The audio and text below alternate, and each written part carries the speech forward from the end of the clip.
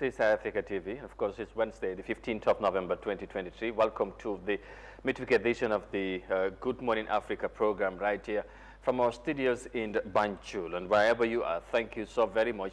for joining us, as we are happy to be back again this morning to discuss some of the very latest issues and development in the country. Well, once again, wherever you are, thank you so very much for coming along. And if you are just joining us for the first time, please make it a date with us, because we are here every week from Monday to Friday. And 9 a.m. is the time when we shall be here to discuss on issues that are happening within and around the Gambia, and of course beyond the source of the Gambia as well, as we always cross borders and boundaries to make sure that you are adequately and rightfully informed on issues that are happening within the globe.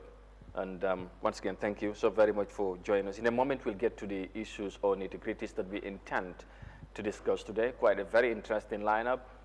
in today's edition. And yeah, very soon we will get to the issues, inshallah. Once again, thank you for choosing us, and welcome to the program. Mbokk yi ñu ngi leen di nuyuwaat beneen yoon fii ci Africa TV ñu at mbégte dellusiwaat ci beneen édition Good Morning Africa programme bi nga xamante ne saa yu nekk ba waxtu bi jotee dañ dee am mbégte lool ñëw ànd ak yéen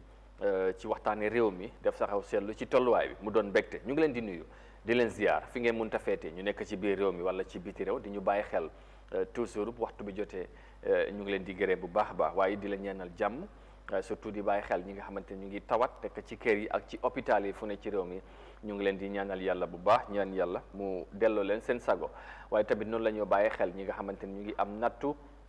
nekk ci kaso yi fu ne ci réew mi, waaye surtout ñi nga xamante ne ñu ngi fale ci Mile Two Central Prisons di ñu bàyyi xel di ñu wettali ko suba bu nekk waxtu bi jotee. ñoom it ñu ngi leen di nuyu di leen ñaanal yàlla baax, ñaan yàlla mu teggi nattu yi ba ñu mun a dellusiwaat seen ay njaboot ak seen ay activités. yàlla mun na ko yàlla def. su ko defee tey di alarba yemoog fukki fan ak juróom ci weeri novembre 2023 ñu amati mbégte dellusiwaat ci jotaay jële fas yéene àndaat ak yéen kon ni ma ko waxee ci waxtaanee réew mi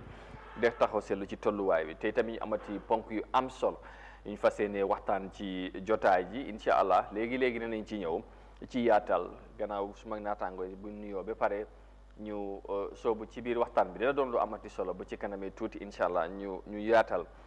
luñ fas yéene waxtaanee. Modou Mouhamed Niang ak maam ji bi lay faral di ànd ak toujours ci jotaay bi bu waxtu bi jotee. mun Niang nuyu naa la bu baax, naka suba si. alhamdulilah jërëjëf Amadou, mag laa nuyu di nuyu maam ak ñi seetaan Eyeafrica TV yëpp ñu toog si réew mi ak si bitim réew yëpp. sooy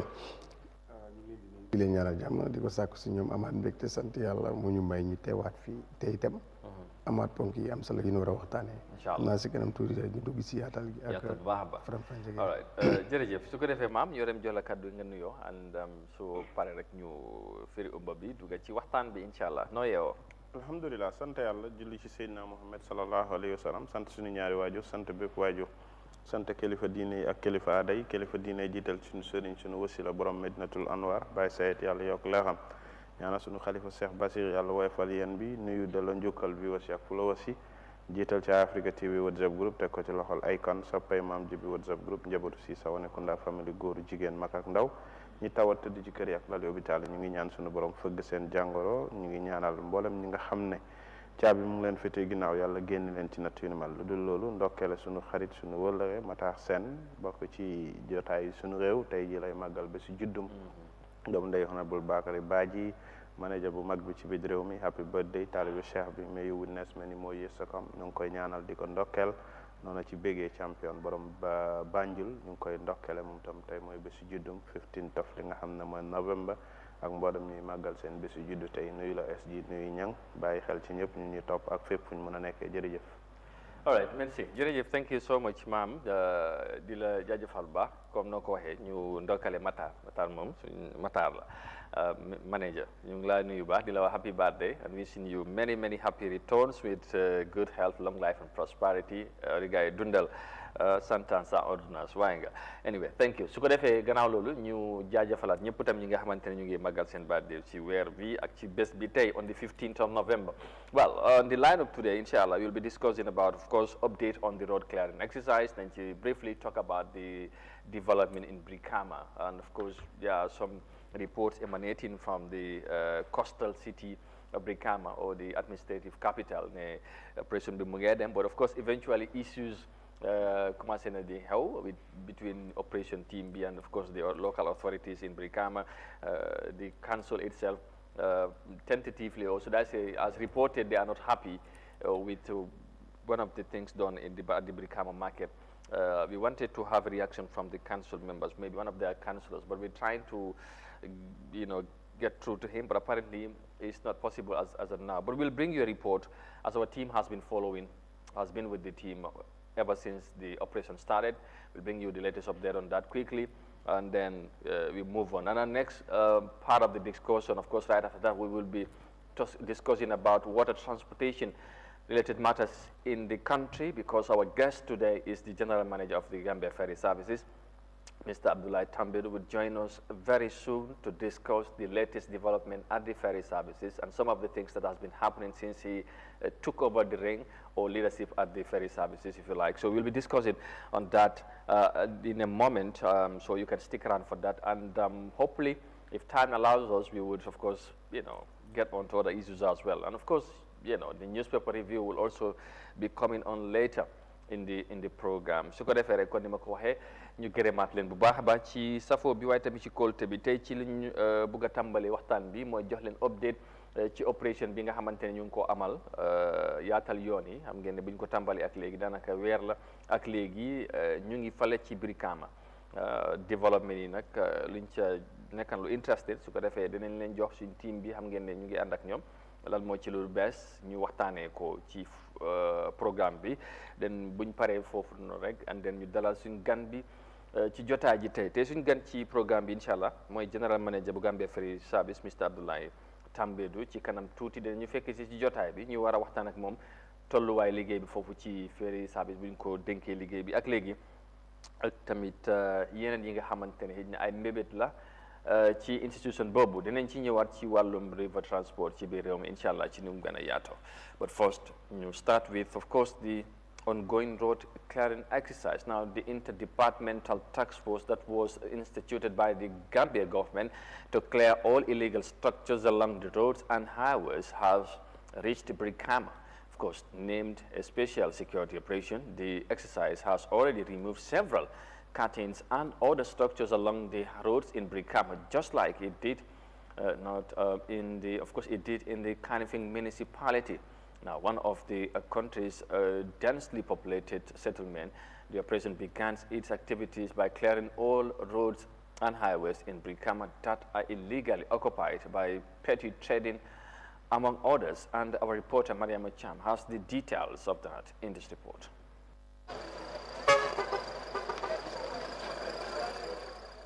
The task force assigned to clear all illegal occupations on the streets and highways has reached Brikama, commonly called Satiba, one of the most densely populated settlements in the Gambia. Many believe that the operation in Brikama would be tough due to the number of petty tradings, especially on the highways and the main garage. As in other places, many who are found at fault believe that they are on the wrong side, while others who do not accept the reality believe the operation is a hindrance to their daily bread. All the canteens at the Brikama main garage were dismantled by the task force. Fatou Bojang, one of the affected individuals, said she has been selling breakfast at the garage for close to 20 years.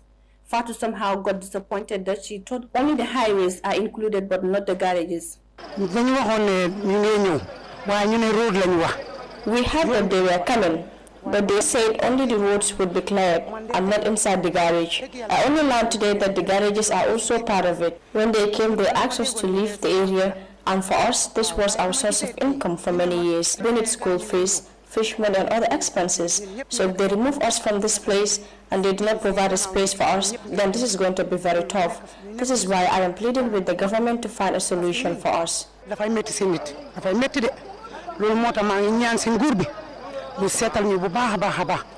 Meanwhile, Jim Drame served the garage for Buffalo to support the operation, saying that the garage is too congested with too many canteens. This should be a supported initiative because the garage is too congested and there are a lot of curtains. Now, with the coming of this clearing initiative, the garage will be less congested and movement will be easier without being afraid of knocking on any canteens or individuals. Notwithstanding, it would be better if we could have a wider and bigger garage than this one, because the garage is small and the vehicles cannot fit in here.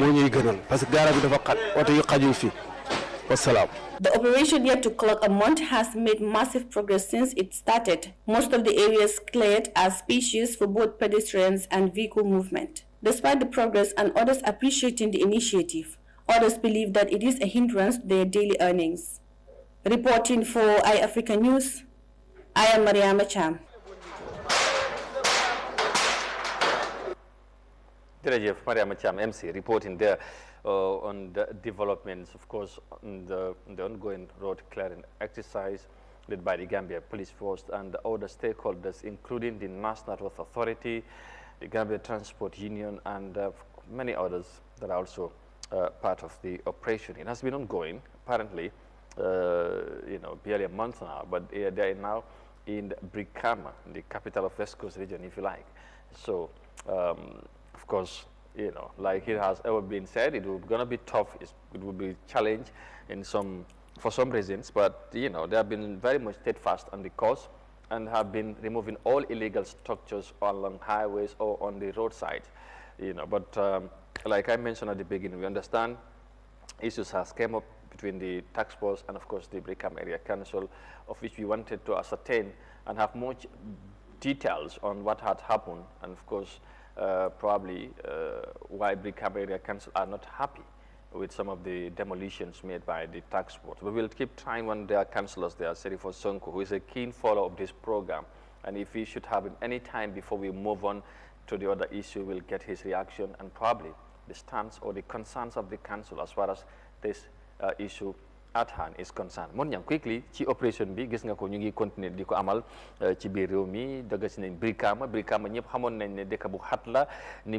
bindoo la waaye tamit nu yëf yi mel ci dëkk bi ñuy dugg nag ci biir marché bi daanaka issue am na depuis démba ba léegi yaa ngi koo dégga ba dégg nañ council bi ci boppam ñi nga xamante ne jàppoon nañ ne opération bi lu am solo ñum àndoon nañ ci addi bëgg nañ dem waaye ni yëf yi demee right now biir Brikama ñum kontaanuñ ci am na fu ñu laal ñu jàpp ne foofu ci marché bi la bokk ba tey ñu ngi dégg ay xibaar ne pare nañ pour jël legal action mooy dem ci yoon pour samoon li nga xamante ne mooy task force bi ak road authority bu ñu demee ba toll foofu tey lan lañ ci mën a jàng donte ne opération bu mu tàmbalee bi léegi ñu ëpp ci Gambien si dañ ko rafetlu donte ne ñi nga xam ne liggéey bi daf leen affect ñu ngi ñaan nguur pour ñu jàppale leen wala ñu seetaat mbir mi boo dafa mel ni daal ba léegi affaire yi li fi nagu jërëjëf Amadou am na solo comme ni ñu ko waxee bi nga wax ne sax laaluñ benn marché Brikama rek leen laal nangam waaw ba fii soo bàyyee sa xel marché yi bëri yoon bu mag moo romb marché bi dafa utee ak Brikama parce que fii bëriwul marché bu yoon jaar si marché waaw boo xam ne dafa jaar si digg marché bi jàll loolu bëriwul waaw li nga baal ma rek Sirifo mu ngi ci line bi council la foofu ci Brikama Area Council xam nga mu wax naa ko du dee jël call naa ko suba bi yëpp mu naan fii mooy loolu Sirifo ñu ngi lay nuyu bu baax naka suba si maa ngi rek Amadou naka suba si. alhamdulilah. nga ne man duma day jël ko loolu ngay wax. non dama la bëggoon a jow rek waaye ndekete dégg nga ma but anyway. yeah. yaa ngi ne man duma day taw man duma musa taw. non dama la call anyway ba so. dama la call ba sona ilo maa mu ne da nga daw but anyway Sirifo. On a more serious note, the operation, comme ni ñu ko gisee ci report bi right now, mal di génne illegal structures on the highway. Bu operation bi tàmbale fii yow sa boppa dugal nga ci line bi jàppale wax ne yéen yaa ngi da ngeen support operation bi you are fully behind the government ñu jàppale li nga xamante ne moom mooy operation team bi mooy task force waaye tey ñu ngi dégg ay concerns report from Brikama with the council te yow ay councilor what exactly happened in Brikama ci operation bi nga xamante ñu ngi koo defal that resulted ba council bi understand ne pass ngeen a resolution démba pour jël legal action against the task force team including the National Road Authority if that's the case, what exactly happened lan moo xew waaw ok jërëjëf Amadou. sa laajte bi baax na trop. waaw yow xam nga ne man ñëw naa si seen télévision bi. toog naa foofu wax naa ne highway clearance boo xam ne government loolu la announce to the people. loolu la announce to nit yi. moo leen ne ñun we are in support of that because road clearance is very important. wax naa loolu moo leen we are fully in support of that. wax naa la loolu. but léegi lu nekk di happen récemment. loolu nekkut loo xam ne government loolu la wax askan yi. government nekkut ne yow yaa moom government bi askan ñoo moom government askan ñoo la saanil karta pour président mun a nekk président ñun yëpp dañu war a understand loolu président bi ak executive bi lu ñu annoncé askan yi mooy ne they are going to embark on highway encroachment clearance everybody is in support of that and I am in support of that but nekk di happen Brikama loolu is not highway clearance lan moo nekk di happen Brikama exactly mooy ne they are clearing the market and Brikama market is part of the biggest market in this country nanga ngay ubbi bunti marché ngay dugg si biir marché si wax nit yi ne jóg leen si biir marché bi and then yow noonu naa ñëw Brikama yow nga dugg si biir marché ngay nekk foofu noonu di daaxal nit yi fekk yow demuloo si chairman boo xam ne moom mooy the political and the executive head of that region because chairman according to the constitution of the Gambia section 194 lu wax mooy ne mooy the chairman is the political and the executive head of every region and the chairman needs to be elected and now ñun ñëpp xam nañ ne the chairman is elected by by 77,000 people from West Coast region yow nan ngay ñëw West Coast region nga dugg ci biir marché bi ngay nekk di daxa nit ñi nga xam ne seen dunda foofu leen ko dee uddi seen dunda ci seen marché bi leen ko dee uddi if you want to clear the market loo war a def mooy ne danga war a binda nga wax gaay ne ñun dañ bëgg a ñëw clear the market loolu nag dafa nekk notice lu moo nekk si dëkk bi fii nii. all right léegi Sirifo place boo xam ne is occupying legally. If you want to evict the person there. all right now want them to court. Sirifo can you hear me out please. Sirifo yaa ngi maa dégg li ma bëgg a mu leer mooy yaa ngi wax ne dañ dugg ci marché bi lañ nekk di yaaxa but of course wax nañ highway but roads also are long dafa bokk ci opération bi ñu starté ba léegi ñu ngi dugg ci yeneen ruxaat yi pour génn ndax ñun ne yoo amul benn yoon bu dugg ci biir marché bi nga xamante ne yoon la nit ñi ñëw nekk fa def ko marché ici ndax loolu tamit nekku di issue and another thing balaa ngaa respond please déglu ma mooy is it true ne as a council pass nga resolution pour jël a legal action against the task force we have passed a resolution unanimously. All the councillors in the Brikama Area Council have supported the resolution. Now we are going to take them to court for infringing the rights of innocent poor citizens of Brikama region. Lu tax ñu def loolu mooy ne ñun note babal bi mooy di notice bi boo xam ne government loolu la jox to the people of West Coast mooy ne they are coming to clear the public highways, encroachment on the public highways. They are going to enter inside the market and clear the market. I'm not clearing the market.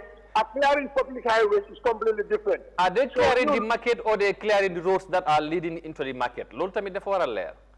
No, money. Wow. I'm not. Don't understand me, money. Wow. Even something in the city marché mu ngi amee yoon ci biir marché. Wow. Even something in the city marché. Wow. dafa am yoon. Wow. So war a clear loolu. Now you have to write it in your notice. Am nga amoo yoo. dëkk bi fii nii doo mën a jox rek nga def loo bëgg a def. Okay. If you want to evict people, you have to notify them. But they have not notified our people inside the market. They are going to enter inside the market. Yeah, we have to understand. How about we are not against the government. But how about also the road? Yeah. But we are saying that if government want to clear the market, if they want to enter inside the market and evict our people, they have to give them a sufficient notice. But the operation has been going for almost a month now. So fake nit mu ngi tok ci yoon bi bu dem ci marché bi. Is it not right nit ki tamit jël responsibility teel a move bala ñu xaar bi operation bi ñëw mu ne def lañ ko wax. How about that? Because apparently no because Amadou dama bëgg nga understand leneen. Ñun tay ñi dañ ñëw foofu noonu di clear place bi because am nga leyo bala ñu start operation bi seen gars yi ñëw nañ su ñun Kim Colley and the team came to the council. Time boom never to council. Understand that? Then talk mom, never talk the vice chairman at the enemy. We are coming to clear this road. They have already identified us places which we are in full support of clearing those places because it's very important to road move clear. So we are in we don't have the road and we are with them on those places. But guy waxuñu ne dañoo ubbi bunti marché bi su ka ci biir marché bi di génnee foofu nit yi waxuñu loolu. This is our problem. And we went to them. We told them what you are doing is completely out of hand. Okay. You have to make sure we def lo am ne lu am loolu la seetal. I want you to read the press statement. The government problem. Can you please read the press statement for me? Okay. Can you please do that? All right, Sirifo, finally, I know probably you will need more time, and of course, maybe Mom is telling me, well, I tell you good, hopefully they know gonna deal with this issue in much detail. So you by help. But finally, Natamit council are not going behind the Nini. You are fighting in the interest of the people. Whilst because they can buga hamnene operation bilal na this and you are going to lose more revenue. Bi doon ñëw ci council bi légui yeen council yi lolu dana affect council bi and then you feel you need to come together unanimously and approve such a resolution. How about that? Is that also not what you are trying to do? Can you please repeat? Yes, tell your people to keep quiet. Can you please repeat what you are saying? What I'm saying here, Sirifo, listen to me. Mane, you said that is you are taking this legal action or taking them to court because they affect infringed people's right and all that. Is the council maybe probably not concerned about revenue being what lose at the end of the day? Ngeen buga jaar ci nit ñi rek ngeen da ngeen jël legal action because ñu operation bi génné ñu ngi doon fay duties. Now they are all removed. Apparently the council dañoo ñaka xaalis so leen xolé rol rek you would not be happy about the operation. How about that? No, Amadou.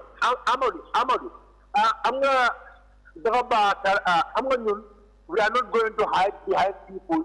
of our own problem. Together, council is going to lose revenue. Everybody understand that. Council is going to lose revenue. But you understand council will lose revenue and people's lives are safe. We are with that. Okay. So, we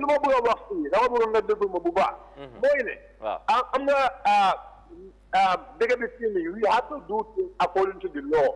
Okay. According to the law, like what the thing.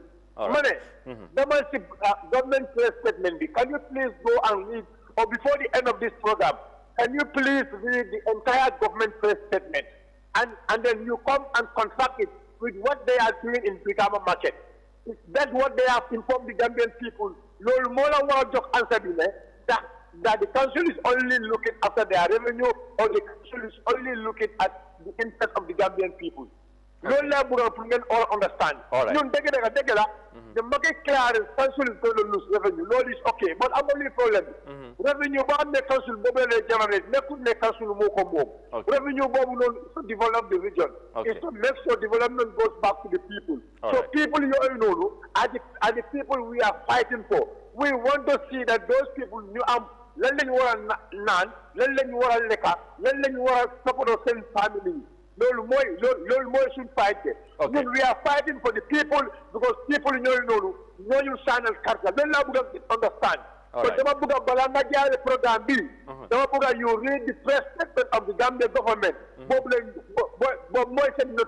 Can you please read that to the public, please? All right, no problem. I'll try to figure it out. Then I'll read it out. But for now, thank you very much. And for more details on this issue,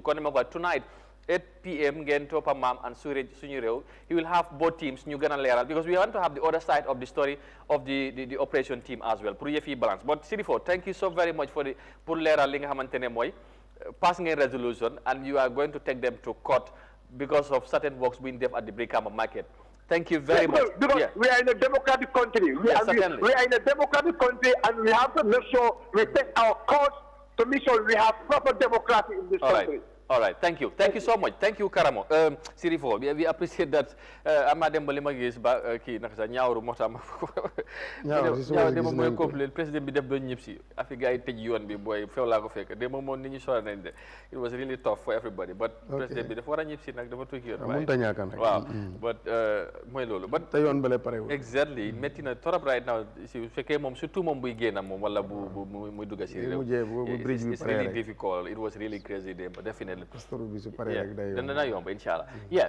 Dégg nga Sirifo confirm na ne pass na resolution. So they are dañoo yóbbu ñi court. Mu ne jàpp na ne it's not about operation bi nuñ ko waxee noonu lañ ko nekk di defee dañ nekk di yàq marché bi pour ñoom. Anyway, am nga bu mbaxana nekkee benn moom du këri kenn. Déedéet. So ku yaakaar dëgg rek mun nga faa dem. After dañuy seet fan la wanante du mujjee ak bëtam. Lu mu doon mooy ne marché yi bëri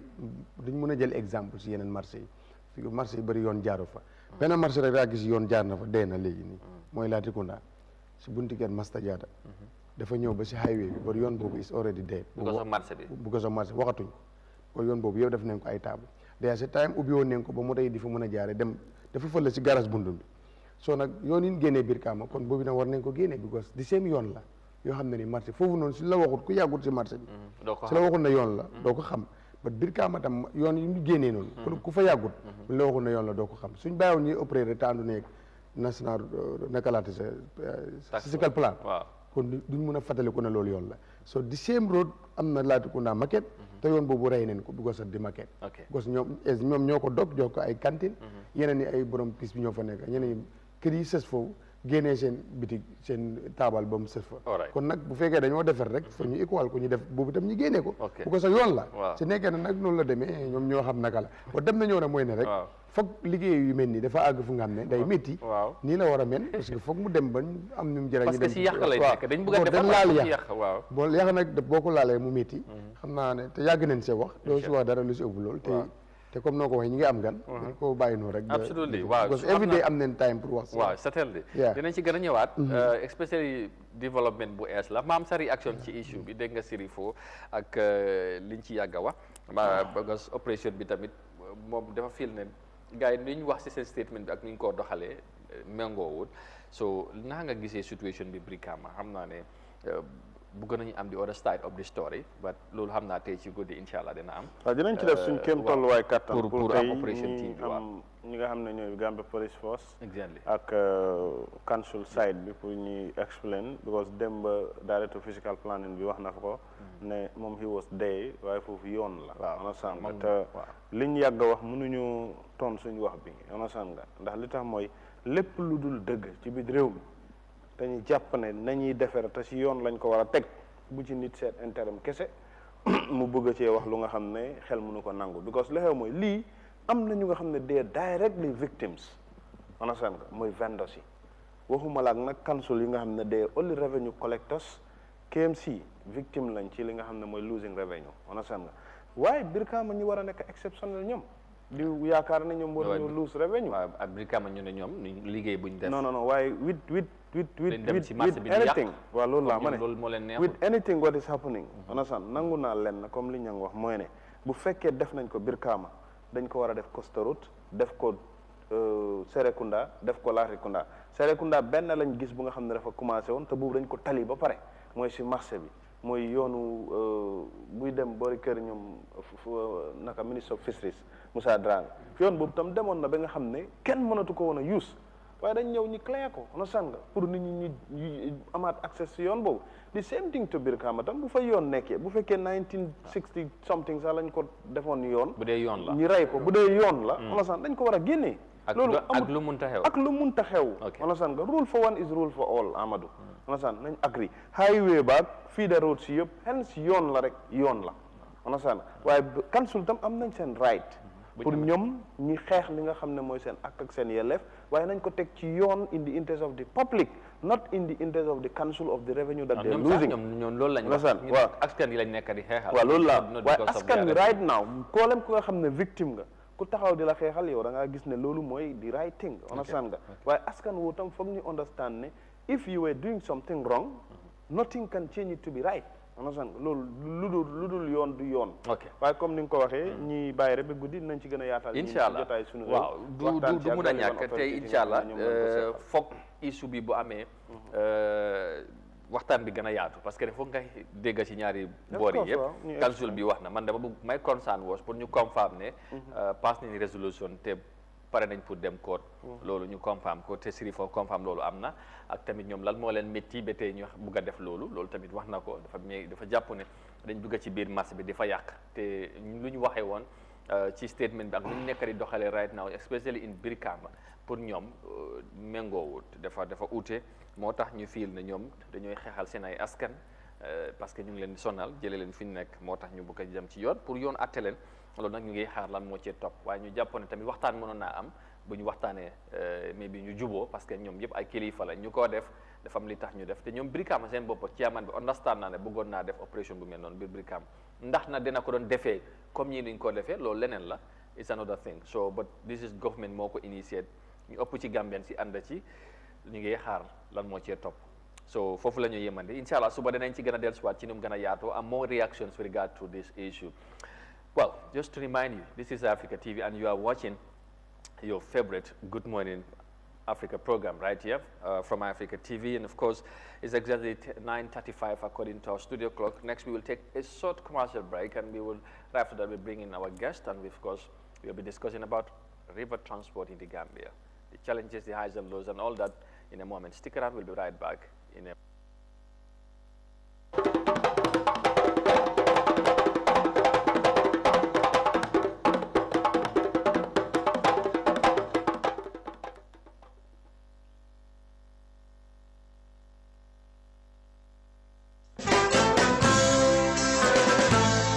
ako koleya bantale fereng sako julani safaro la fannala kila bunke nyon tangoti inyongoli kono anin dabo trading dam yalon ko e fenja malle soto e mil yalon ko wolni temben na wolle be buri be wafi kan jama sandiro anin dama sandiro ba dabo trading nyon tangol lom julani safaro kono sako e milta julaya ko inate ko jula dabo trading e fengo soto mian ko nin silin jamani laban silingol mi yalon ko e katra bun kono jiyo man kuno wala dimba man kuno wala asatere bulo fo wati jam I need a quality. Yes, good quality. Good quality. Yes, make sure good quality. We promise. And the good price. Okay. You understand what I mean? And it's a 9 millimeter. Yes. Please always you help me to be 9 millimeter. Because the customers, when you say 8 millimeter, they can never like it. When you say 7 millimeter, they can never like it. Always 9. ye wallpaper stole damian ko ila sawo san ka bun kono pentur woto itambita wala sign kata dawo trade sifali siata idabe soniare ye wol panel fana sota damian ko isila bu decorate ila tala nyawo nyanya kila bun ke nyon tawti ya capital dol sota mi yalan ko ise kila corridor to kila bu fana kalam dawo trade e manna woda malade ye fenja malle sota le mil yalan ko ye be bonde banko e bantala decoration sifa min ka bu nyandi dabo trading ya sotala e capital sotala mi yalan ko niya ke la bun kono ila bun al halo sa falindi ay ke nyon tamati mol kono goto dabo trading e bale min to 29 bundung highway la sekunda sabiji ali bundin julola wala le kacanyo ya 7204731 wala 5168668 dabo trading itele mun nyon tamati nana julani safaro la sako mi yalan ko yetara julaya kono inate ko jula dabo woto daha nadal koleatata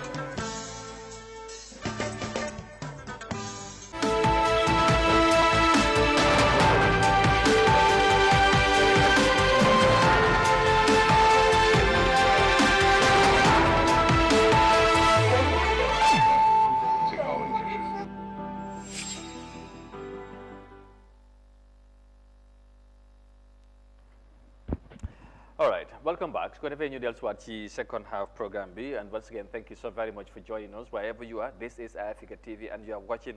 the midweek edition of the Good Morning Africa program. Of course, we are now back for the second half of the program, where we intend to discuss, like I said, about transport-related matters in the country, because we have a guest in the studio. And of course, as I mentioned earlier, of course, our guest is the General Manager of the Gambia Ferry Service. We're going to discuss about the latest development at the ferry services, some of the issues within about the institution, and of course, the challenges and the developments and all that with him in the next 30 minutes or so. Su ko defee ñu gërëmaat leen bu baax a baax ci bàyyi xel bi ngeen di bàyyi xel Eyeafrica TV seen programme bi di Good Morning Africa programme bi léegi nag ñu dugg ci ñaareeli xaaj waxtaan bi di dalal suñu gan gi wax naa leen ko sànq tey kuñ dalal ci jotaay jile de Mr Abdoulaye Tambadou nekk njiital Gambia Ferry Services ñu war a waxtaan ak moom ci liggéey bi and of course development yu foofu ci ferry bi xam ngeen ne jamono yu passé coow li bari woon na ci ferry services surtout ci wàllu ferry bi diggante Banjul Bara diggante yeneen areas yi Janjam Bure Dankunku and all that waaye recently gis nañ development am na liggéey bi nu moo demee moo tax te ñu am mbégte dalal ko ci jotaay bi pour ñu waxtaan ci yan liggéey lañ ñu nekk ak ci fàlla yi fi toll ci yi nga xamante ne ay diggee la woon ci taxawaay dafay doon lu am solo pour ñu yaatal ko Mr Tambadou once again jërëjëf ñu kontaan dalal la ci jotaay bi mu doon mbégte lool ñu bàyyi la nga nuyoo Gambien si ñu lay seetaan ci biir réew mi ak ci diaspora bi right now fii ci Africa TV di la wax welcome to the programme jërëjëf. jërëjëf asalaamaaleykum waa Eyeafrica TV ak ñu ñoo seetaan yëpp Mr Kanté Ñang ak Sawane di leen wax ne kontaan naa si invitation bi maa ngi nuyu all of your viewers and all those on both online also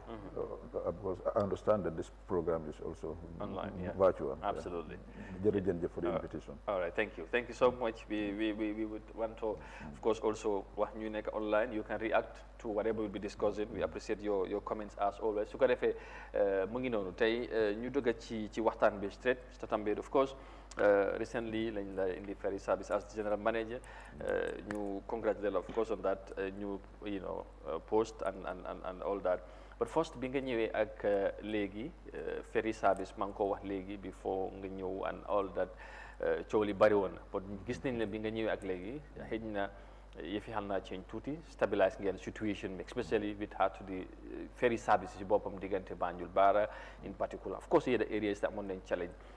lan nga ñu mun a jox ci update ci fan la yëf yi toll right now bu ñu waxee ferry service especially liggéey ferry bi ci boppam ci li ngeen jot a defagum ba augment situation bi nga take over liggéey bi foofu. ok jërëjëf Mr Kanté once again and thank you man ñu ma yóbbu ferry services end of July 2023 so it's just less than 3 months ago buñ ma fa move ak léegi et pare place bu bees moom ñaareel soo fa demee rek lu nga war a def da nga war a assess the situation you assess the situation nga xam duga bee génn bi yëpp naka la lanay isi xaalis ak lanay génne xaalis si place bi lan la liggéeykaay bi di sofa sa client si luñ soxla si liggéey bi soo mu nee maare yooyu rek yàlla dina la dimbale si liggéey bi soo man dama assess xaalis bi lu ko isi man ku ma xam nga ne man looloo suma liggéey man am chartered accountant by profession waaw soo dama assess xaalis bi yëpp lu ko isi xam naa ne ferries bu njëkka ñoo am dañ amoon bridge bi Trans Gambia léegi yoreetuñ ko before bridge bi ferry crossing lañ fa amoon léegi after buñ ko bridge ñu jox ñu bridge bi after a year or so government jël bridge bi suñ loxo so ñu continuer di maintain staff bi wàññiwuñ benn staff so what that meant is ne dañ wàññi fuñ daan amee xaalis ni si bridge bi ak mbase tamit xam ngeen ne dañ fa daan ron ferry léegi dañ ko bridge ak ñu ba bàyyee ñu staff boobu yëpp so what that means is suñ xaalis wàññeeku na nu mu daan demee suñ expenditure si ñu ngi ko maintain especially on the staff levels li liggéeykat yi seen pay so loolu lu mu miin nag soo bëggee def change si loolu foog nga seet xaalis bu mu daan ñëwee lan nga si mun a yan plans nga si mun a def pour yokk xaalis bi seet expense si tamit nu mu daan demee nga seet na nga ko mun a monitor control ko ba nga only spend what you need to spend man loolu rek laa def et après seet institution tamit looy def foog nga am short term medium term and long term short term moom mooy mbir yu la gën a jege medium term yu diggi doom bi long term moom mooy yu gën a yàgga su ko defee nag nga jël actions on all of them on the revenue side what I did was ne ma seet ndax ñëpp a ngi fay feere si dañ discover ne ñëpp du ñoo fay feere et good bu njëkka dañ amoon côté si boo xam ne ñu retire ak present staff bi ñuy jàlla du ñoo fay feere xam nga loolu mënut a continuer mais nag ñu ne non loolu foog ñu seet lu ñoo fay to contribute to the cost of the ferry ñu introduce ko mu ñoo dimbale tuuti yes when it comes to the expense on the government official side tamit ñu si bëri duñ daan fay we sent press releases am soo ne gisoon ngeen press releases yu ñu def di encourage ñi ne ñuy fay for the use of the service then also soo ñëwee si expenses yi also ñu seet yu ñu dee spend léegi yu digg doom yi ak long term immediately moom mooy on staff issues ñu ne lan lañ mën a def ba nga xam ne duñ mën a yokk suñ expenses yi ñoo def si staff bi suñ ñoo liggéeyal du yokku ñu def plan ne ok léegi ku retire at least waxuñ ne duñ la jox contrat wante contrat would be the last thing to do dañoo allow natural wastage ñu ngi ñu bàyyee suñ staff yi Basse yi ñu ngi ñu bàyyee suñ staff yi Trans-Gambia yi loolu yëpp ñu boole ko ak ron Banjul Baara rek so léegi Banjul Baara ak provinces ñun ñoo xam nañu provinces lu ñoo fay ak in koom-koom bi du benn so boobu because of the government support and understanding over the years we said ne ok boobu duñ ko mën a laal duñ mën a yokk fay bi si dex gi koo gi wante nag Banjul Baara area bi moom at least nit ñi di fay lu ñu war a fay après ñu monitor the cost very well medium term cost yi am dañ encourage procurement procedures yoo xam ne yu transparent loolu min moo nekk ne fu ñoo dépasse suñu xaalis bi ñu make sure ne ñu spend only what we need to spend and transparent procurement dafa wàññi sa dépasse soo bëggee dara ngeen ne sawa ne ñaata nga ko jaayee laaj ñang ñaata nga ko jaayee laaj demba ñaata nga ko jaayee après nga def ko une transparent manner ku la gën a wàññil njëg si lu mu la ko mën a joxe nga award ko kooku ñun xam nañ ne even at the government level procurement is a big challenge absolutely so that is why ñun tamit suñ place bu ndaw bi di Ferris ñu ensure improve in transparent in the procurement process and make sure ne ñu only spend when we need to spend and loolu daf ñu wàññi suñ dépasse bu baax suñ wàññi dépasse bi nag daf ñu dimbale ñu mun a invest gi gën a mun a jënd machine dañ daan coog problème si fuel sax dañ daan toog jënd fuel di coog di institution that's a fact mais bi nekk lu ñu announce also wante loolu daan am wante loolu léegi dalatuñu ñu ngi fay suppliers yi for the fuel ak suñu yeneen items yëpp then on the long term issues moom mooy pour plan pour jënd feere bu ees waaw boobu moom dinañ ci ñëw ci waxtaan bi of course highlight nga bi nga ñëw ak léegi li nga jotagum def loolu dafa mean ne fekk nga fa some issues ci liggéey bi réglé ko yaa ngi wax ne of course financial bi was a challenge te loolu nga njëkk a focus da loolu has to do with the sa pedigree si administration bi nga am nga ay jaar-jaar ci yeneen institutions of course GPA nekk nga fan order ñu jàpp track record boobu bi nga accès Ferry sab loolu tamit dimbale na pour nga gën a quickly stabilize stable to within 3 months nga look at the loopholes and area yi nga mën a focus pour stabilize institution bi waaw loolu dëgg la man suma track record moom liggéey naa population yu bëri am comme ma ko waxee am chartered accountant by profession loolu mooy suma métier et par place yu ma head si dëkk bi bu ma njiite mooy port bokk na si ñaari yoon depuis time Yahya Jammeh head naa ko many years 2011 2012 time président Barrow tamit head naa ko between 2017 and 2018 gannaaw loolu njiite naa Gambia Public Procurement Authority nga xam ne ñoom ñoo yore affaire yi dépassé nguur gi yëpp mboolem xaalis bu nguur gi di spend si SOE si yëpp all the ministries departments and agencies ñun ñoo ko daan manage di ensure is properly spent in the right manner njiite naa foofu njiite naa tamit Social Security and Housing Finance Corporation ñëpp xam nañ the importance of social security ñun ñëpp suñ personne ñoom ñoo ko dee handle foofu tamit head naa fa then after Gambia Postal Services Corporation tamit nekkoon naa fa MD for a brief period of almost 1 year then after Gambia Ferry Services so loolu yëpp suma jàngat yu ma def foofu yëpp moom laa boole isi ko si ferry bi sant yàlla loolu mooy lu ma apply tey suma day to day liggéey fantastique loolu am na solo xam naa ne danañ gën a ñëw ci yooyu sax ak la la ñu xam but ñu wax ci yang doon à part de customer service mooy nit ñi loolu tamit dafa am solo parce que lu gën a am solo mooy ñuy jaar ci ferry service si boppam administration bi of course yéen loolu leen dénk coow li bari woon na loolu tamit ci liggéey ferry bi yang doon wax da ngeen doon coog ifin essence te loolu duñ ko doon wax technically and yeneen yi nga xamante ne def doon xew ci ferry bi ci boppam especially diggante Banjul ak Barra loolu tamit bi nga ñëwee nga fekk problème bi was at hand mu ngi si table bi quickly rek ñu gis changes am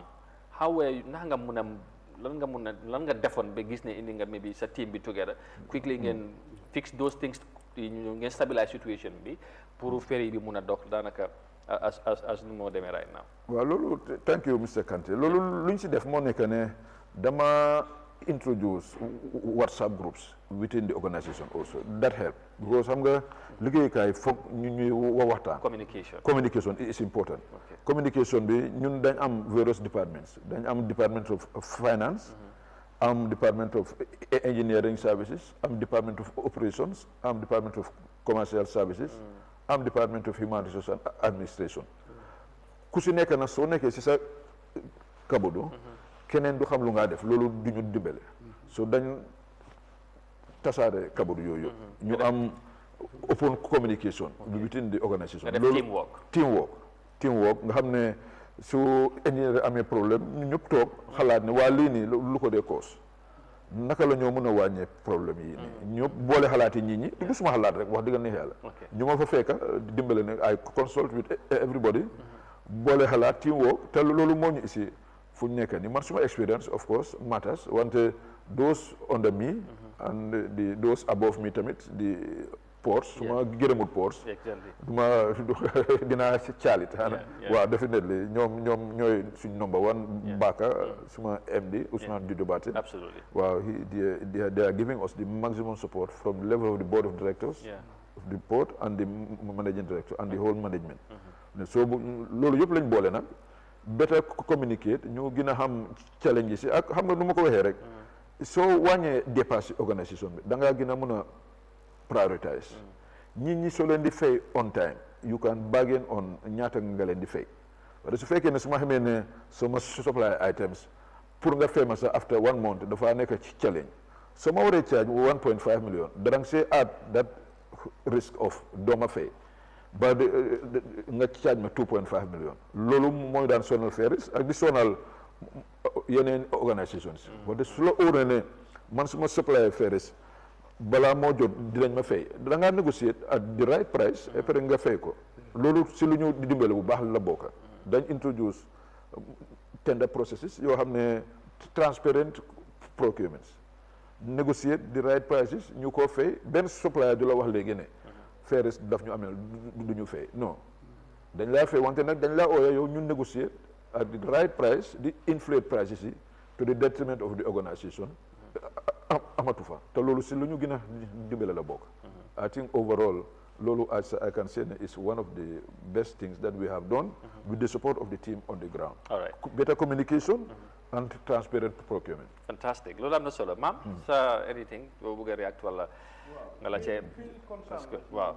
directeur xam naa ne tey réew mi ñetti façon ngi tukki am wala yoon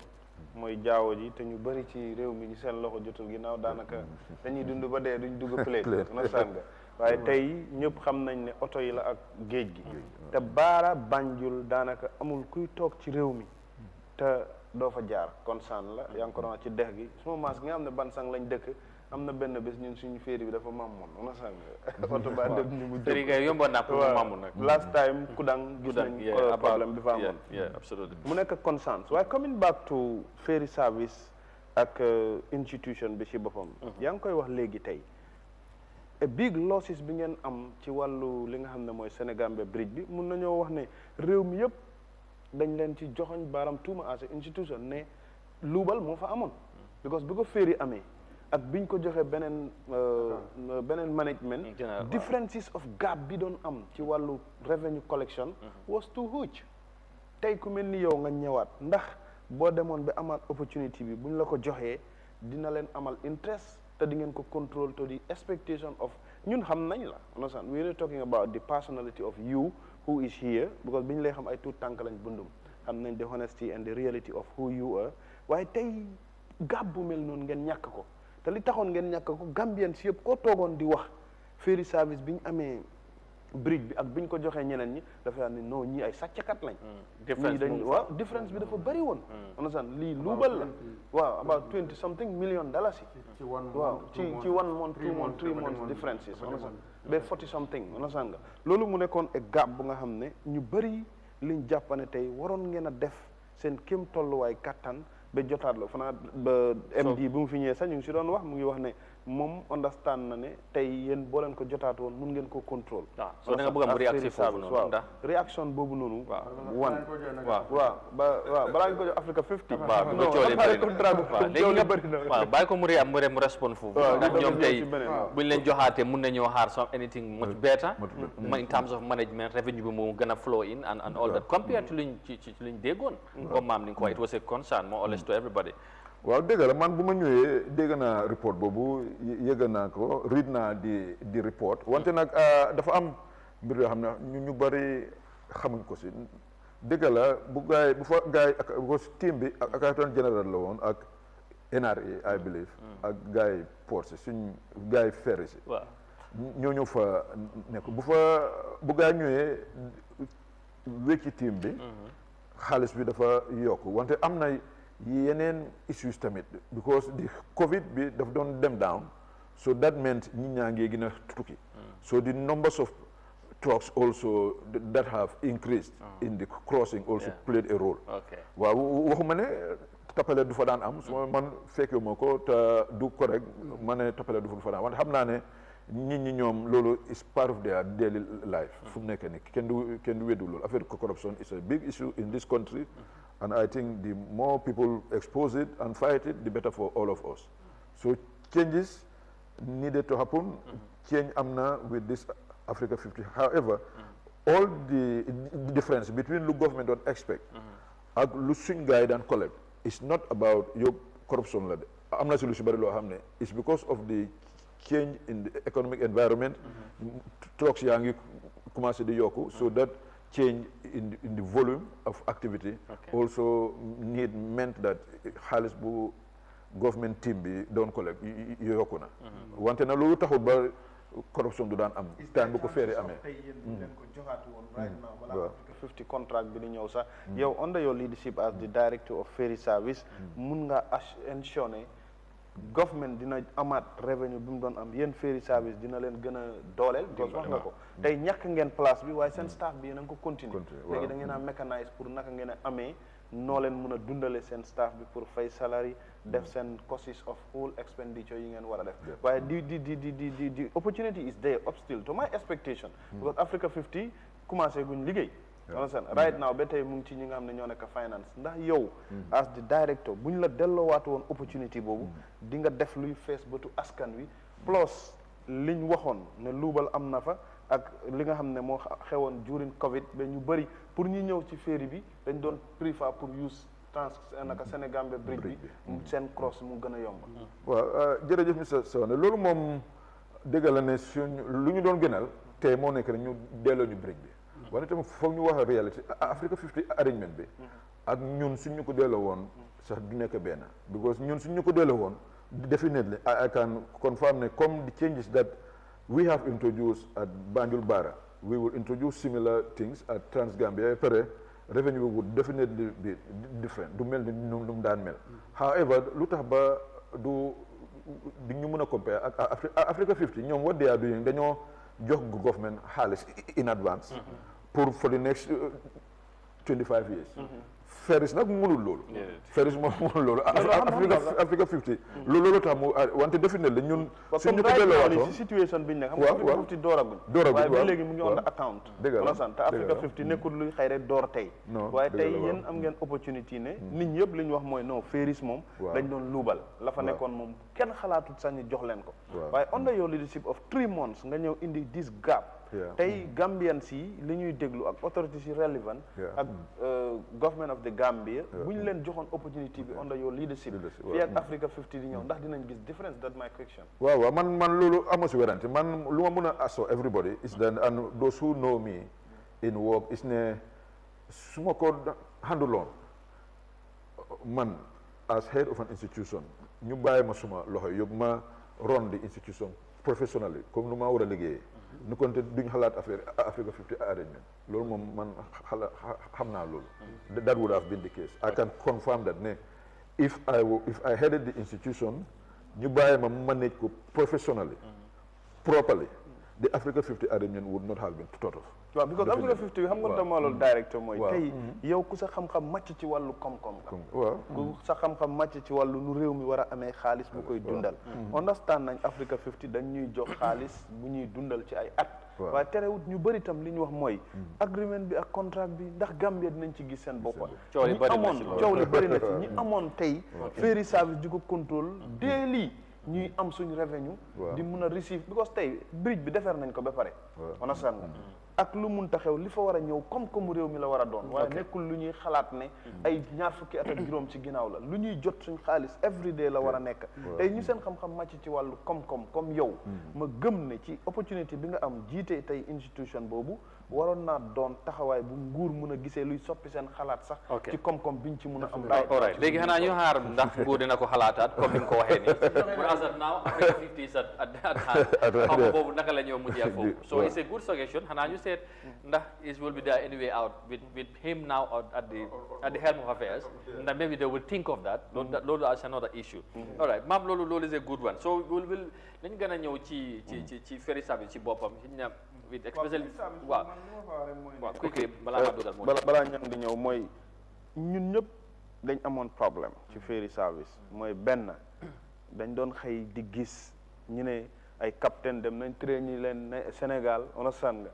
ay mismanagement of funds of millions yu nga xam ne dañ doon dégg mu ngi am ferry service dañ ko daan wax waaw dañ ko daan wax understand nga ñëpp demoon ba daanaka am na ñu nga xam ne du ñuy bëgg a déglu sax ku jógee ferry service di wax ci biir réew mi understand dañ xeeboon mboolem ñu fay liggéey am na ñu nga xam ne bu ñu doon close sax dañuy mer understand because système bi doon am ñi tëb yokk ticket si ñenn ñi pour ñu jot seen change problème la xëy introduce VIP understand nga ñëpp di laajte correction ak yooyu yëpp tey directeur nga fekk ko fa ci der bu yàqu because ok loolu la ñuy wax démb rek directeur physical planning mu fa loolu laa ko wax demoon na ba nit ñu bëri li ñuy wax mooy ne daanaka people don't want to even hear the name of physical planning because of problème yi fa nekk yaa ngi fi wax social security am na time nga xam nit ñi tam loolu lañ doon wax nga dem dégg ñu ne directeur bi ñu jox pour mu war a regulate institution boobu mu ngi jënd ay téléphones yi 90,000 di ko jox ay individual onasan di demande oto yu seer yooyu yëpp tey boo amee opportunité jiite institution bu nga fekk bu luusut credibility sax nit ñi demoon nañ ba amuñu woon trust xanaa former di general manager ñëw we were talking about that mu ne moom daf doon dem sax ba nit ñi ne ko yéen ay sàcca ngeen onasan yeah so the question is mooy maam mooy bu mu ñëwee ak léegi with all that nit ñi ñu ko gisee waaw ndax yomboon na pour mu ñëw and then change the face of the ferry service all those things you need to change maybe rebrand comme su la neexee face of the ferry service so you have managed to do that maybe in somehow because bu mu ñëwee within 3 months nit ñi ñu ko daan gisee ak léegi utee na we can say that so loolu xëj na moom how do you manage pour def loolu transformation boobu maam xëj na loolu la bëgg waaw loolu yoo xam nga trust dafa important si li liggéey. absolutely trust dafa important gis nga nit nu ko gars yi naka la olof nit nu mu la gisee la óowalee. loolu dafa important man I think that's the advantage that I have. so nit because of my track record in other institutions I am expected to deliver here. and si yoon boobu lañ nekk the positives that comme yi ma wax ni introduce on the revenue side bi on the expenses side loolu yëpp luñ mun la luñ expect la et après soo ko defutee dañoo ne ah kii de waroon naa di def lu ëppali so I think that trust moo tamit si lu ñu dimbale la bokk su la nit di approach he knows na ne yow from your background ak sa liggéey lu nga def in other institutions that you headed dafa tax ba dafa leen di jox advantage against sooy negotiate with people sooy discuss issues as far as the job is concerned, and your colleagues also respect that. They look, you have done it in other institutions, why not here? And they give you all that moral support. With adequate consultation, look, man, I am heading, but yen la fi feka, yen ma dimbele. Without yen, I couldn't go. And I think that is what helped us in the transformation of the ferry services. So that we are having among before corrupt institution la comme lu nga wax rek training expenses ñu daan dem Dakar di si spend xaalis du jeex loolu yëpp daal waxuma ne du am wante ñu ko daan defee léegi duñ ko defee noonu loolu man dafa am some minimum standards that I have te mbooleem fu ñu ma yóbbu that have to be done loolu everybody knows that and everybody accepts that. Very good. Monia, dégg nga general manager, so anything regards ci li mu wax ak ferry service. waaw yàgg nañ cee toog di joytu surtout yëfi ferry bi. di ci wax lu bëri definitely so suñ ko amee tey opportunity pour ñu leerlu ci yu bëri pour nit ñi tamit xam fan la yëfi tollu te ak lan lañ mën a xaar parce que next discussion foofu laa bëgg a ñëw expectations yi surtout ci affaire ferries yi ak engine sinction dégg nga all that loolu dinañ ci ñëw but first sa réaction ak su amee loo koy laaj. waaw xam naa ne du laaj sax du bëri xëy na si kanam tuuti suñu duggee si mbiri ferry ak yooyu. waaw lu ma wax rek mooy ne rek façon nit yi man mun naa wax ne tey mooy first time ma gis ko ak place yi jaar yëpp daan naa ko dégg nag. definitely waaye dama gëm ne rek comme lu mu wax ne moo tax change sa am. place soo fa ñëwee. foog nga wàcce sa bopp ak ñi si fiil bi. ñooñu ñoo amee liggéey bi right naa moom mu ngi fii. ku amee bunta bi baara mu ngi ubbee ko tëj. waaw moom léegi su fekkee ne jaay na kooku maxaama. ba kooku wanut ko boppam ba ñu kooku ñemeñut ko tegut kooku si yoon bu baax tegut ko si condition yu baax ndax kooku tëjeeg bunta bu moo def baara mun na see dugal lu nekk soo moo tax boo jiitee place du da nga gën nit yi soo dafa baax pour nga wàcc sa leebul ubbeeku tolloog nit yi yëpp boo demee sa office na nga tiim leen soo ko defee rek ci liggéey daf laa dimbale parce que façon ngi nit bu mu doon moo tax mu ñëw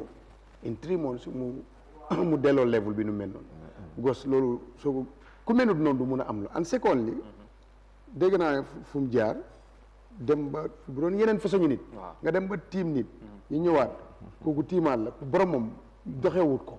waxewut ko ba léegi continuer di liggéey. yaa ngi riit suma mind de. def fi ne question bi yaa ngi ma bëgg a sàcc. bu dee léegi kooku amul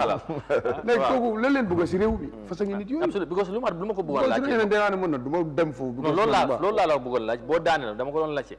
how naka lan la ban yëg-yëg la amoon. parce que feeling bi mu bari ñu ngoon Mr Tambadou has managed bigger institutions.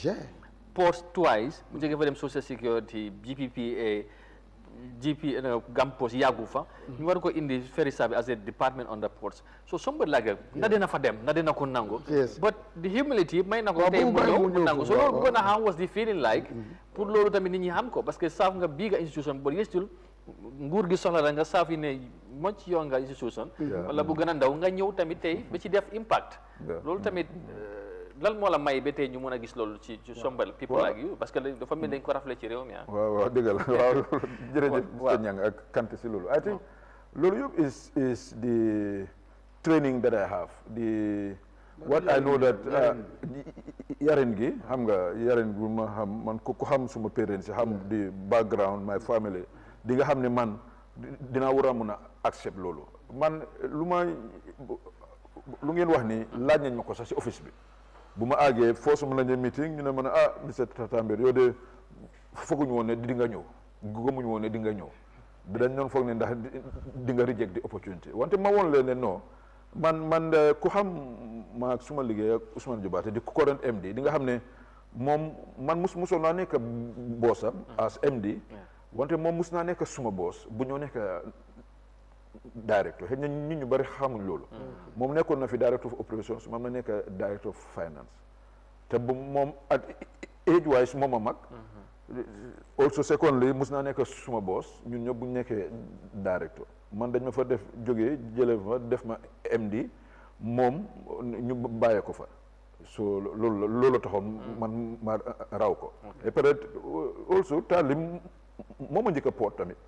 moo ma njëkk a poot si liggéey bi xam nga loolu yëpp nit jar na di ko bàyyi xel et peut-être léegi waaw expérience wise tamit moo ma ko ëppa si liggéey bi moo ma ëppa length of service so moo ma ëppa expérience so ma nekkoon boosam mu ñëw nekk suma boos man loolu dama ko def in the interest of the organisation et peut-être lu ma wax suma nit ñi moo nekk ne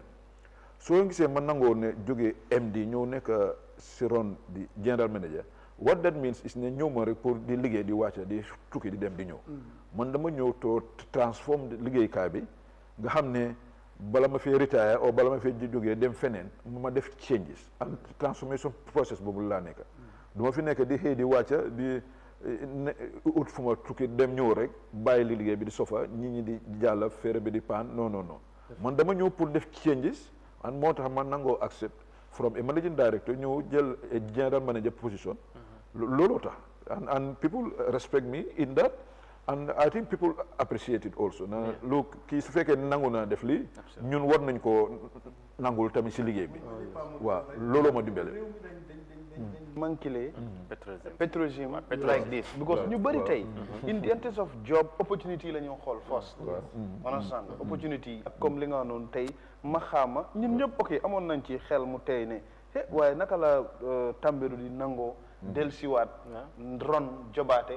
Ferry service waaye jobaate fi nga toog nii moom si moom loolu la wax mu ne xëj na nit ñi xamuñ suma digganteeg Tambadou waaye ku xam suma digganteeg Tambadou di nga xam ne dafa am relationship collectively bu nekk suñ diggante te moom su ñëwee dina ma dimbale moom su fi nekkee man tam loolu dina ma dimbale on san dinaa ko dimbale dina ma dimbale parce que moom moo oversee balaa saa di ñëw exactly moom waxoon na ko yow balaa ngaa ñëw te fona time boobu sax you were not in office yet it was just the first day bu mu ñëwee foog naa ne dafa ñëw day before the next day Tambadou ñëw fi dafa ne démb ba ñëw na office so meet nañ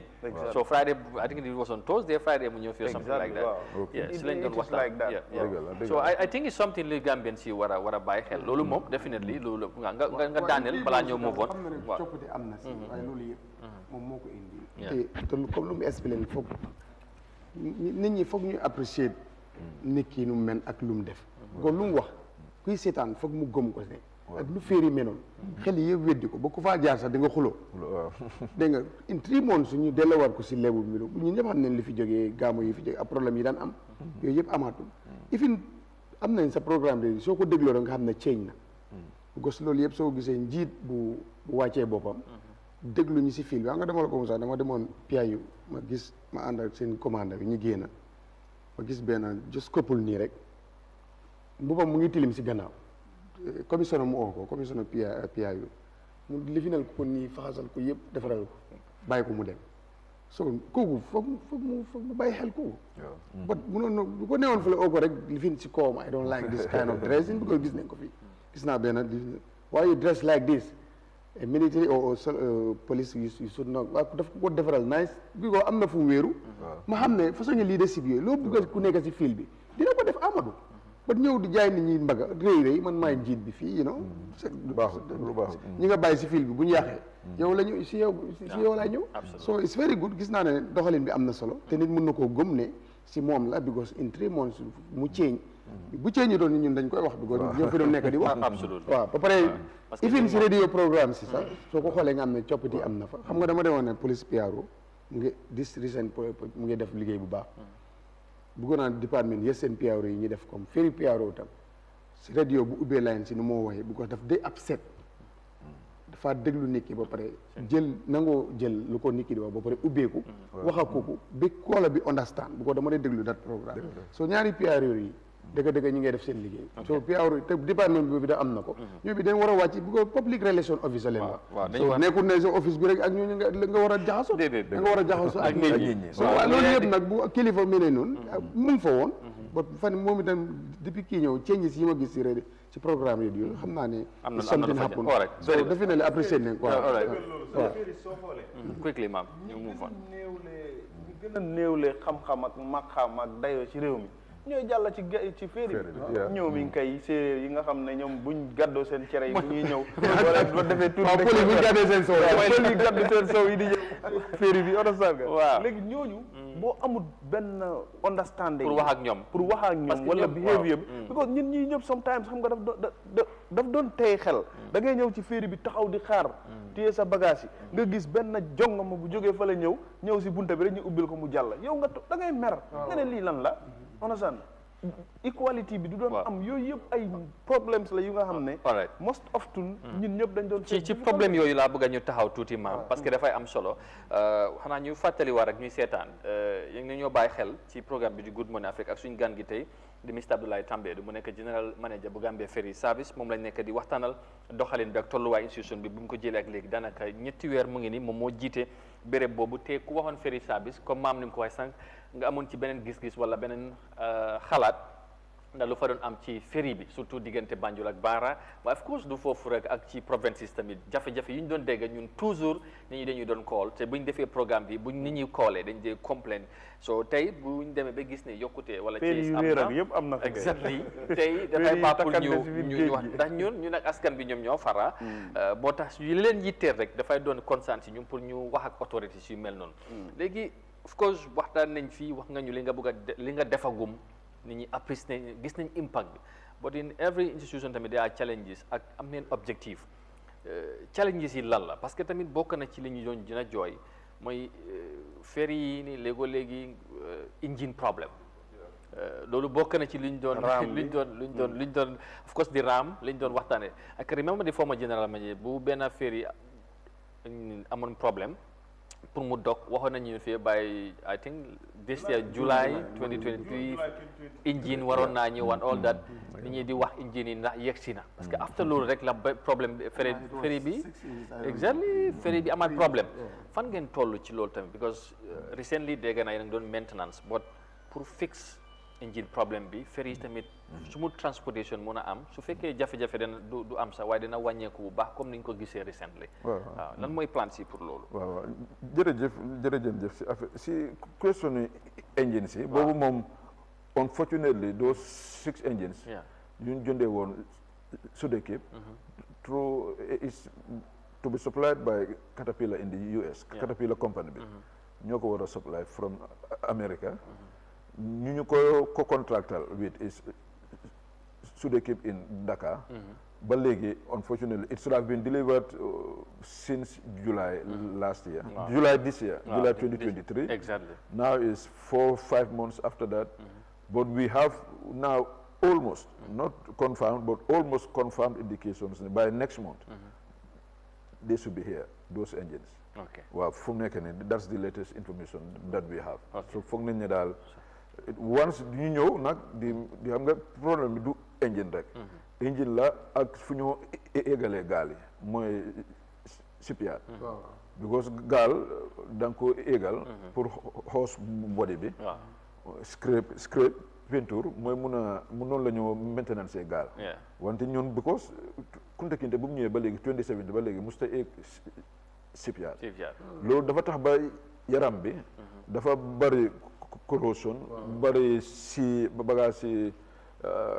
géej gi ba nga xam ne loolu suñ ko scrape off peinture ko moo dee slowloo gaal gi engine waaw xomaat bi exactly daf ko bënn sax et pare foog nga égal ko pour def welding yooyu so loolu moom mooy suñ second major problème di Banjul shipyard mu ngi fi wante it's not well equipped am soo ne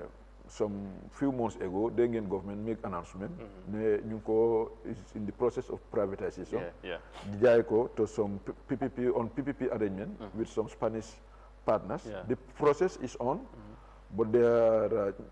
challenges et peut-être ñu ngi hope ne dinañ ko mën a resolve pour égal gaal yi so 6 engines yooyu su ñëwee sax suñ ceeñee engines yi tamit suñ amut fuñ égal gaal gi loolu c'est challenge so moo tax start nañ the process to ensure ne even without the Spanish partners dinañ mën a égal gaal yi et pare wax ngeen fi affaire yi landing bridge bi boobu tamit mooy ram bi is another problème bu mag la boobu tamit start nañ the process ba make sure ne ñu ferry bi laajagu leen ma ko wante dinaa leen ko wax ne ñu ngi work on the pour jënd ferry bu ees ñu ko finance is Africa Development Bank la is a grant to si nguur gi dañu ko may so defoon nañ di tender but on the 27th of last month lañ ëppoon tender bi evaluation bi is on. Hopefully in the next week or two. Report bi dinañ ko yónnee Africa Development Bank. Dinañ am a new ferry the size of Kunta Kinte with improved features. Dinañ ko gën a mu nekk comme Kunta Kinte bu ees. bu plan yi design bu gën a baax bu Kunta Kinte bi. modern one. Modern one exactly. moom la ñoo war a deliver after 6 months of contract signature. So ñu ngi seetlu daal March 2025 pour delivery. Okay, delivery. March within. dafa mën a use this landing. Yes, waaw dafa mën a use this landing. Et pare xam nga mbiri ferry lu ñuy understand. gis ne draft moom mooy di diggante fu ndox mi di sise si gaal gi ak si ron gaal gi. soo leen fàttale ko Yahya Jammeh time am ji jëndoon na fi Kansala ak Aljamdu. ñoom dañuy yaakamti woon because of whatever reason dem roos jënd yooyu draft bi was not the right draft xóotaay gaal gi nekkut xóotaay bu correct bi loolu moo taxoon ba ferry yooyu ba léegi dawul ñu leen doon try ram si yeneen sites waaw ram yooyu waaye demul wala gis nga ba léegi demul because wrong design la woon so loolu la ñoo avoid nag moo tax ba ñun the same design la comme Kunta Kinte nga xam ne dafaa ñëw rek land après loolu lu mu ñu cause moo nekk ne duñ dee mun a jënda some kind of second hand ferries because second hand ñu bare ñoo oolu kañ dem fii kañ dinaa la fayal sa ticket ñu dem nga inspect li nga inspect lale wante yooyu yu si ëpp yëpp draft bi du nekk draft bu baax xóotaay gaal gi dañ see spend xaalis bu bari dafa tiim ram bi comme lu ñu daloon si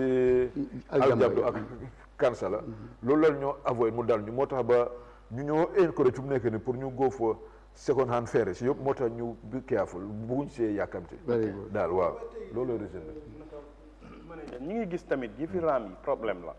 because gis nañ last time rek oto bi oncle dara pousse moom doo xalaatatu leen ko wàdd waaw boss bi waaw dañ gis ne raam yi am na time bu ñu fi defee li nga xam ne mooy maintenance raam yi ferries wane ne dañ ci dépassoon xaalis bu bëri waaye ba tey dañuy gis waaw ne léegi dañ ko def mu nekk li nga xam ne moom moo nekk nekkatul may électronique waaw ba léegi dañ gis ne ferry bi bu taxawee yenn saay oto mooy arrière pour wàccee raam bi wala nit ñi ñooy ñëw wàccee raam bi moto ak yooyu noonu te ñu gis tamit liñ gis mu am last time ngeen ñàkk a tëj raam bi ba boos buñ doon puus ñëw saaraan dugg ci géej gi ba génnoon ngeen leeral wax li bëri li ci xew yooyu yëpp ci security wise ndax yéen a ngi koy def because wax naa ko fi tey nit mun na taxaleku sagom ñëw rek di daw understand nga dugg ci biir géej gi at the end of the day blame bi ci yéen la moo nekk waaw te baare bi mu ngi fa waaye doo leen ko doon use waaye ak yëfi raam bi waaw ok non mbiri raam bi ak baare bi yëpp naa ko expliqué raam bi ñun before ma ñëw on board jëndoon nañ li si mooy body bi si boppam lu ferry bi di éeg dañ amoon contrat pour ferry bi fu moo éeg noonu landa bi ak di mécanisme bu éegal ram bi di ko wàccee wante nag foog naa suma management suma collègues yi the colleagues who were there before ñoom dañu decide ne ok léegi mbiri ram bi nañ jox loolu to international partners yi waaye si ñun in house ñu defal di maintenance boobu nag lañ defut looloo cause ba léegi day gis ne fu moto yi day egg di wàcce boobu is new is ok however di mécanisme bi si boppam buy puul ferry bi buy puul ram bi di ko eggal di wàccee loolu moo baaxut moo tax ba tey moto dafa egg pour mu wàcce loolu problème yi ram bi waaw lu mel ni bascule balance waaw dafa amul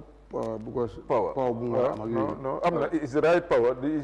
mécanisme bi si boppam bi lifting mécanisme bi waaw foofu la loolu moo nit maintenance wante soobee yàlla parce que électricité cable bi already ron nañ ko foofu noonu waaw dañ war a da nga manuel du amaat da nga press rek mu wàcc aside from Bara Banjul si other parts of the country bi what are the plans foofu tamit parce que recently am na ku ma wax ne gis na la Janjanbureh demoon ngeen pour xool foofu ak you know Dankunku so what are the plans area boobu tamit pour exactly ban yuuxu ba léegi ñu ngi am problème fii waaw xacca la waaw loolu tam war ngeen ñu see jàppale de Gambie amu fa koom-koom de yéen dañu war a rek so what is the plan for tamit dex gi tamit am nañ plans pour improve on the availability yoo yokk ferry yi nuñ fa dawee waaw foofu lu ñu problème bi moo nekk ne rek ne koom-koom buñ fa dee am du dee doy pour yóbbu opération si wante ñun seetuñ loolu ba ñu ngee bëgg a am fu am ferry buum fu mu nekk nii nga xam ne dañ ko xëccaa buum dañ ñu fa plan pour am fa motorized ferry yooyu mu ngi si suñu plan si et puis dinañ improve on the slipways yi moom mooy fu xam nga ferry moom slipway la di am rek dex gi ci tefes la am rek nga xam ne ferry dafaa ñëw rek teg lam bi moto yi wàcce su ñoo eeg tam ñu teg lam bi ferry moto yi eeg so dinañ liggéey slipways yi et puis yu amut lifin motorized ferry ñu am motorized nga xam ne ferry bi machine laa am not bu ñu xëccaa buum. All right. Léegi coming back to Banjul Bar again, the issue of ticketing system bi. mun ña mu ngi ko wax léegi tamit ñi complain. ñuy jàll weccet bi. waaw di maybe léegi. loolu tax na ko fa am $15 ëpp na loolu. man every trip dama dikk. naa fa am ceeb moom nga xam naa ne maa dajale yëpp ñëw tàngal fay. so loolu tamit customers yi léegi dañ ci dee am concern. And then the queen system léegi fekk even bu amee di màggal wala tabaski gis ne yooyu tamit recently moom improvement am na but yan plan ngeen ci amaat pour gis ne affaire change ak yeneen concerns yi ñi di am da ngeen ko mun danañ see taxaw ba gis ne loolu tamit wàññi ngeen jafe-jafe yi waaw affaire change bi moom dañoo encourage ñi ne ñuy ut change si ñooñu because ñun gars yi dañ dee dem central bank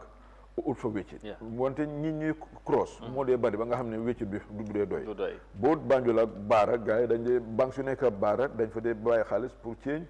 Banjul tamit dañ dee bàyyi xaalis central bank pour change wante xaalis bu ñu dee am ñi ñoo dee bari ñuy cross individually ba loolu tax ba suñ coin si du dee doy suñu wéccit bi $15 suñu dee delloo ñi te ñi ñu ngi wax ne kon léegi waaye noonu da ngeen ko waroon a yokkatu $40 mbaa $50 kon xam nga bëggu ñoo sonal individual ñi mbaa ñu def ko tati ñi ñu ngi waaw ñu ngi financial li fi ne da nga foog ne wàññi dana am waaw nekk di xanaa yokkal la ñoo waaw tambe du doon baax tamit mu nekk lu nga xam ne du nekk daanaka weccit buy sew ba nga xam ne yéen mun na leen a sonal mun naa sonal tamit customer yi loolu la wax mu ne am na ñuy xalaat ñu def ko 40 ou ñu def ko 50 léegi mun ña mu ngi xalaat sax 30 mu ne 30 moom is out of the question. xam nga service bi bu fekkee nit ñi am nañ service bi boo ko defee 40 wala 50 sax nit ñi du seen problème waaye service bi mooy problème bi because man bokk naa si ñuy njëkk a wax la fii ne gars yi ñu ngi yokkatu that price bu ñu def right now nii waaye my concern was ne service bi te dañ promission ne yokka bi pour augment service bi tamit moom moo tax ba service yi nit ñi kon ne di ci am problème moo tax VIP bi waaw boobu itam ñun coow nañ si de duñu la nangu de bu ñu ko déggee itam ne nañ VIP bi amuñ férim xanaa bu ngeen wax ni bu ñëwee moom mais bi su ngeen ko si designé mun naa nekk waaye kanilaa yi moom tur bi moo fa nekk rek ak xaalis bi waaye am nekku foofu wax dëgg la wante on the service yéen confirm ngeen fii ne gàmmu bi passé ni ak màggal bi passé improvement loolu nit ñoo ko wax seen bopp loolu ñu ñee ko wax seen bopp loolu yëpp moom mooy ne boobu moo am na the required support with these engines arriving on time ñu am di maintenance bu war a def service bi dinañ ko improve our hands are constrained in a way fu mu nekk nii nga xam ne luñ bugg a def yëpp mënuñ koo def soo buggee wax ne da ngaa saaf dimbale ñi cross et pare ferry bi nga xëy tàkkul because engine yu màgget xam nga boobu mën a ngeen mënu si dara unfortunately wante ñun ñu ngi def mboolem luñ mën pour ensure engine si ñëw nañ compagnie bu ñu jaay engine si sax bu yàggut ñun few weeks ago dañ leen binda di leen threaten legal action et pare ne dañoo claim damages so loolu is the process has not stopped is still on so ba ñu ñëw positive indications ne within by next month dinañ jot engine si but loolu yëpp dafa laa woon góorgóorlu bu ñoo def pour make sure ne machine si ñëw nañ ba ñu égal leen et pare start nañ advance balaa engine si ñëw sax advance process pour égal gaal yi start nañ di négocier with the shipyard lana leen lañ soxla pour égal ndax am ngeen ko soo leen ko amitee foo leen ko mun a amee ñun négocier on ñaata lañ leen di fay nga xam ne ñu mun a order bagage yi ñëwagum nga xam ne su gaal gi su bagage yi ñëwee rek gaal gi dañoo éeg ñu change engine si make sure ne liggéey bi dox peut-être waaw captain di dawal gaal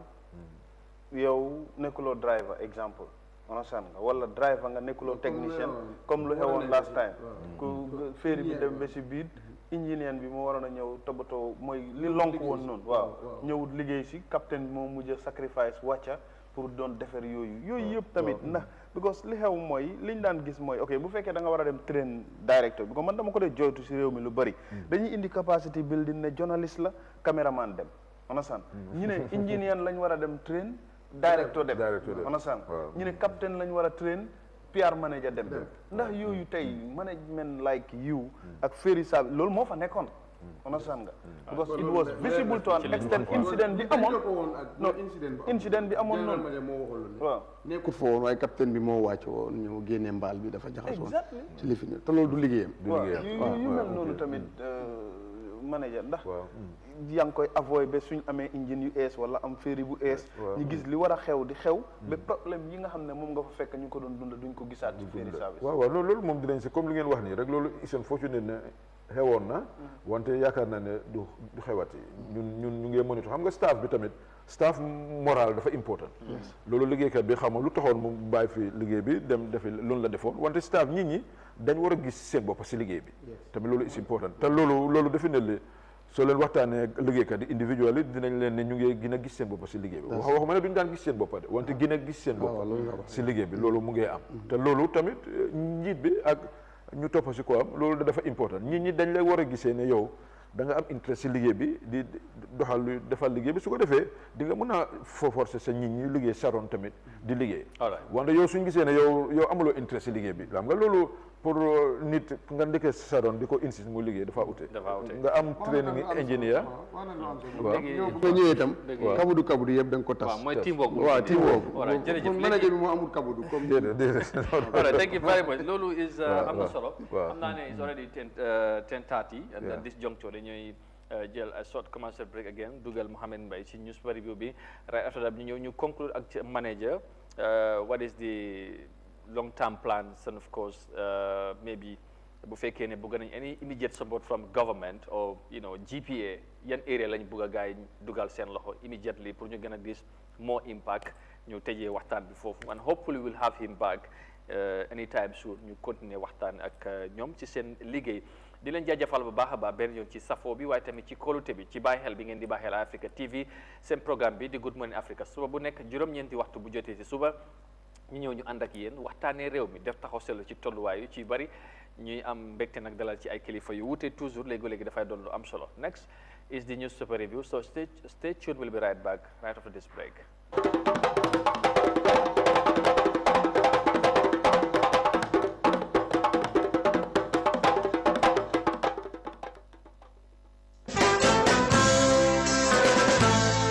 ako koleya bantale fereng sako julani safaro la fannala kila bunke nyon tangoti inyongoli kono anin dabo trading dam yalon ko e fenja malle soto miliyalon ko woni temben na wolle bi buri be wafikan jama sandiru anin dama sandiru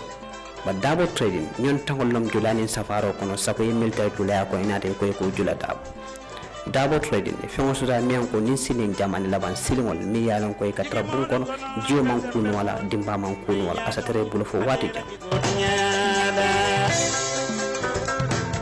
I need a quality. Yes, good quality. Good quality. Yes, make sure good quality. We promise. And the good price. Okay. You understand what I mean? And you say 9 millimeter. Please always you help me to be 9 millimeter. Because the customers, when you say 8 millimeter, they can never like it. When you say 7 millimeter, they can never like it. Always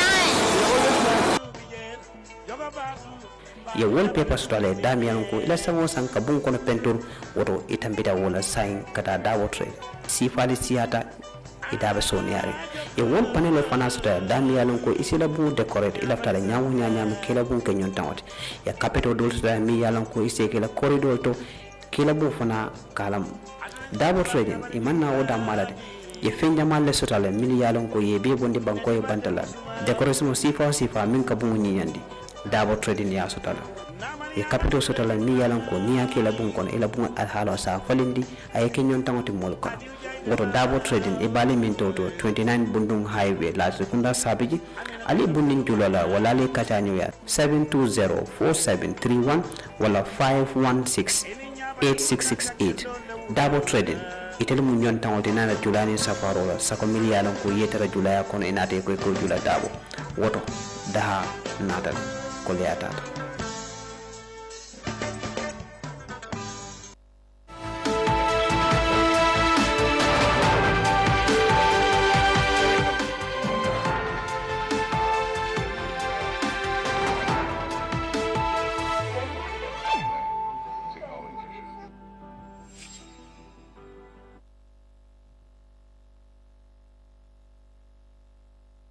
All right, welcome back. su ko defee ñu dellusiwaat ci final segment programme bi comme ni ñu koy defee ak yéen toujours bu waxtu bi jotee buñ ci tolloo rek seet tamit ñu suppa si réew mi ñoom tamit lan lañ xëyee seen ay xibaar comme ni ñu koy defee toujours di gërëm nag bu baax a baax Dabo Trading ngir ba leen di bàyyi xel dem leen ngeen seeti leen foofu ci bundu Latrikunda highway bi gis ngeen bagage yi ñu am lépp luy rafetal nekk ak office ñoom ñooy waaja ngeen seeti leen Mohamed Mbaye nuyu na la baax naka suba si. maa ngi lay fay Amadou di nuyu suñu gan gi Mr Tambiru di nuyu Maam Jibi ak Mamadou Mohamed Niang ak bokk yi seetaan Good Morning Africa rawatina pàcc bu ci mujj di li gën a fës ci yéene gaay yi. mu ngi noonu mu doon lu am solo ñu jaajëfalal bu baax yow tamit ñu bàyyi la rek nga doxal seet gaay yi la lañ xëyee seen ay xibaar comme ni ñu koy defee toujours bu waxtu bi jotee. mi ko Amadou noonu lañ koy defee waatee tey itam am nañ fi ñeent kër ëttu yéenekaay yi ci réew mi di Voice mi ngi fi am nañ fi Point Foria mi ngi fi di Standard tamit mu ngi fi bu ci nekk na xëy na yaatal lu am solo ci xar-xaramam gi ñeel xibaaru biti réew yi su ko defee rek ak xibaaru biir réew mi su ko defee rek ñu daal di koy comp ci aslëf baaxee ko bokk yi seetaan Good Morning Africa dañ koy dooree nag di Standard xëy moom bind lu yaatu ci xar-xaramam gi su ko defee ñu ëñ ko xool lu ci gën a fës bokk na nag ci State House di indi leeral ginnaaw ba nga xamee ni lawyer bi nga xam ne nag mooy Mr Dabo dafa rek àddu woon di wax ci ne ki nga xam ne mooy njiiti réew bi tabb yi mu tabb rek ñaari executive coordinators ci KM ak ca Banjul méngoowul ak yoon maanaam dëppoowul ak sartaay ndey réew mi muy constitution bi daf ko rek wooyoon sax it is unconstitutional ginnaaw loolu nag State House ñoom indi nañu leeral ne njiiti réew mi fi mu ko plog foofu la plog na ko fu am solo ndax nag nee na dëppoo na ak li nga xam ne moom la yoon rek santaane ba sax indi nañ ab dog muy rek dog bu juróom-ñett fukk ci rek sartaay ndey réew mi maanaam article etti ci rek li nga xam ne rek moo di sartaay ndey réew mi nee na rek may na njiiti réew mi ci rek dogal bi nga xam ne rek jël na ko ngir rek daal di appoint maanaam tabbu ñaari executive director fa nga xam ne mooy ca KMC ak ca Banjul nee na ñu ne amul lenn loo xam ne rek dëppoowul ak yoon ci mbir moom nee na lépp daal tege na ci yoon njiiti réew mi plog na ko fu baax ñu wax ci leneen Amadou bokk na rek ci nguur gi daal dinañu rek dëggal maanaam confirm ay Gambiens yu rek daal di ñàkk seen bakkan ci rek géej gi ginnaaw ba ñu doon